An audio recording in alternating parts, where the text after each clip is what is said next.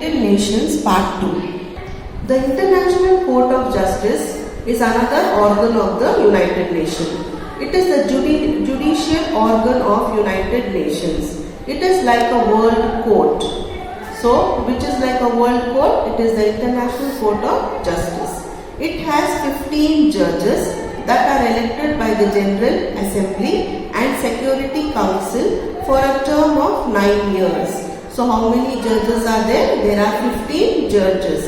And for how many years they will be there? For 9 years. And these judges are elected by whom? By General Assembly and Security Council. And these judges belong to different countries.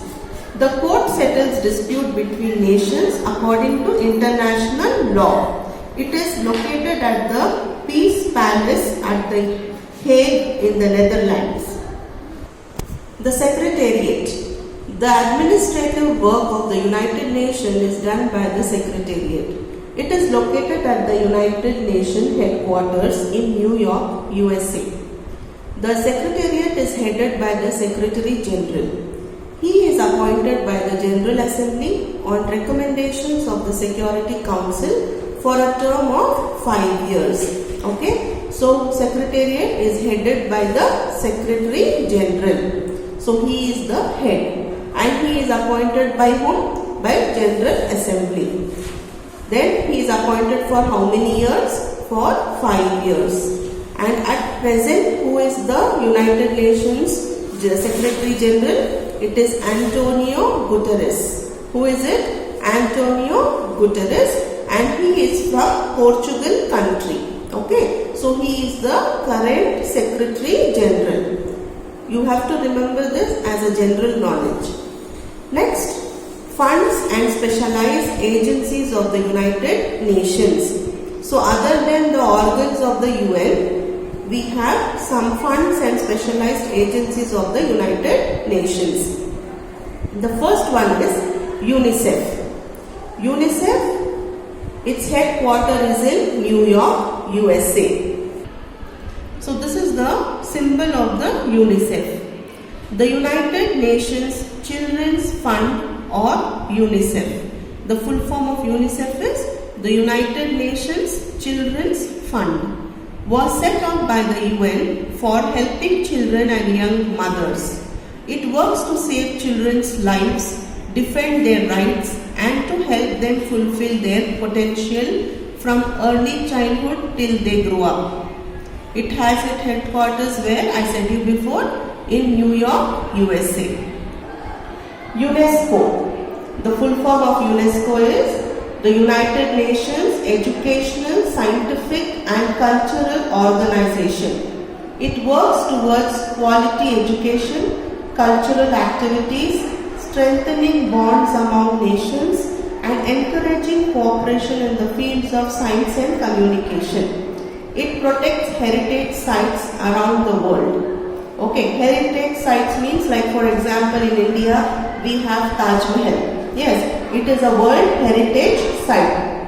Yes, so it is one of the wonders of the world. So this UNESCO gives money, it helps money for its maintenance. So in that way, throughout the world there are so many heritage sites. So for all of those countries who are underdeveloping, this United Nations help them. And its headquarters are in Paris, that is in France. WHO, World Health Organization. You can see the symbol there. The World Health Organization works for the promotion of health all over the world. It has been working against the spread of diseases such as malaria, plague and cholera. It has played a major role in creating awareness about polio, malaria and tuberculosis. It educates people about the importance of hygiene and healthcare. Its headquarters is in Geneva and Geneva is in Switzerland.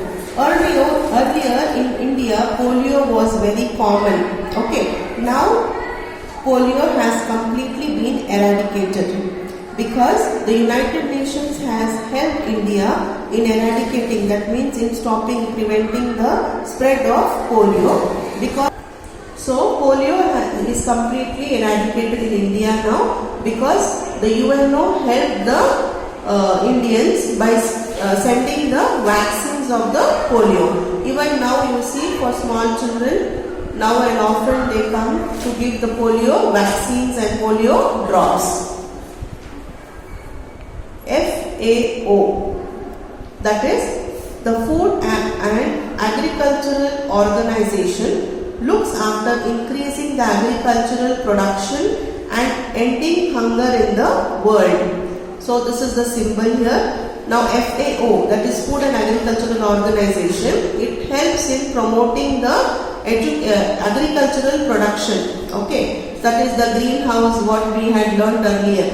Yes, the green revolution method to how to cultivate more crops with less time. They give the seeds, they educate the farmers how you can grow more crops.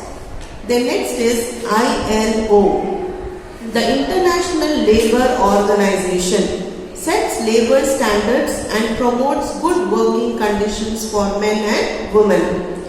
Besides these, there are other funds, programs and agencies such as the UNDP, IMF, World Bank and many more.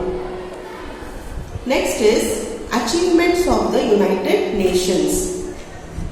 The United Nations has helped people in many countries such as Cambodia, South Africa, Mozambique and others to participate in free and fair elections.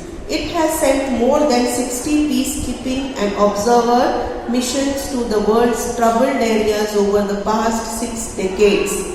That means from 60 years, the United Nations is helping the countries which are really poor and who are fighting among themselves.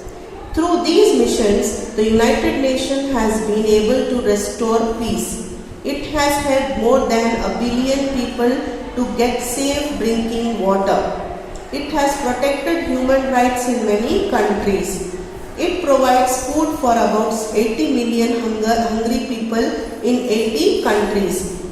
So countries which are really poor, the United Nations is sending them food and also money.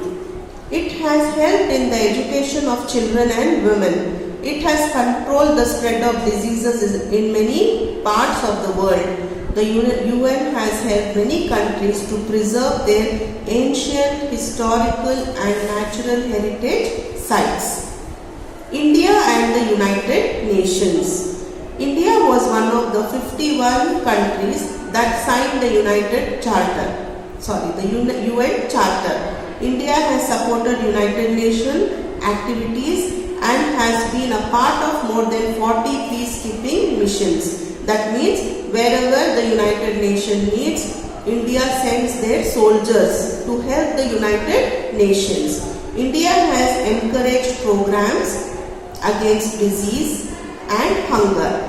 So, India also supplies doctors to the United Nations, and these doctors go and help the other country people to fight against the diseases and also educate them so that they will be more hygienic.